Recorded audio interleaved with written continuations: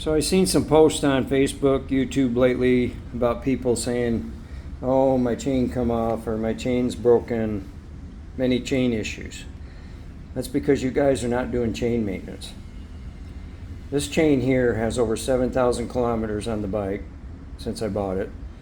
And I clean and re-wax every 500 kilometers.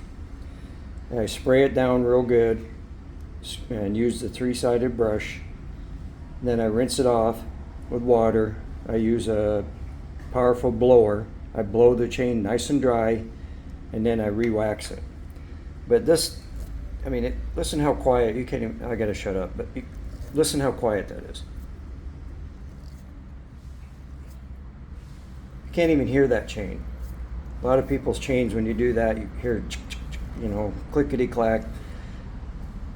I mean, look at this chain. It looks brand new.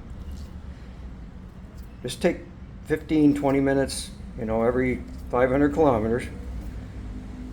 Clean, dry, and wax.